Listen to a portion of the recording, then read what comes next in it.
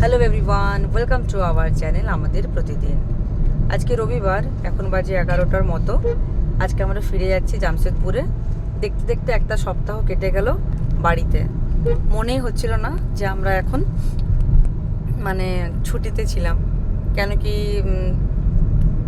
Office আমার চলছিলই, আমার ছুটি ছিল না, যদিও ছেলের ছুটি ছিল, কিন্তু তাতেই বাড়ির সবার সাথে কথাবার্তা হচ্ছিল, গল্প হচ্ছিল, তো ভালোই ছিল। ছুটি এত জলদি জলদি শেষ হয়ে যায়।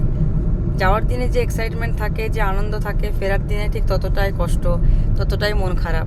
আবার অপেক্ষা করতে হয় কবে আবার যেতে পারবো, থাকতে পারবো। যেহেতু দূরত্বটা অনেকটাই বেশি, তাই চাইলেও কিন্তু জলদি জলদি আসা যায় না।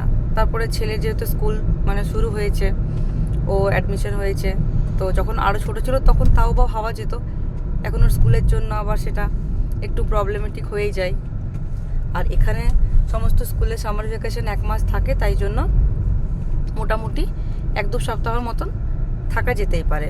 তো এবারে অতদিন আমরা ছুটি নিয়ে আসিনি, 1 সপ্তাহ মতো ছিলাম, খুব ভালো কেটেছে। ভেবেছিলাম হয়তো প্রচুর গরম থাকবে, কষ্টও হবে, কিন্তু সেসব কিছুই হয়নি।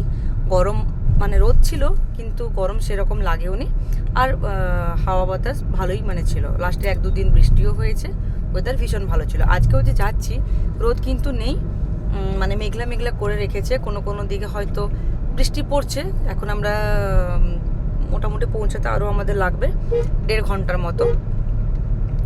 তো সেটাই, যাওয়ার দিনে যে আনন্দ থাকে, আসার দিনে কিন্তু একদমই মন খারাপ। কিন্তু কিছু করার নেই, এটাই জীবন, আসা যাওয়া তো চলতেই থাকবে।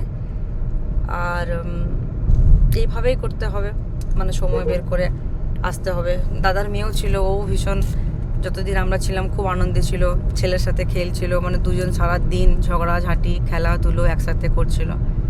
তো সেটাই এখন কিছুদিন গিয়ে একা একা লাগবে, ওদেরও একা লাগবে,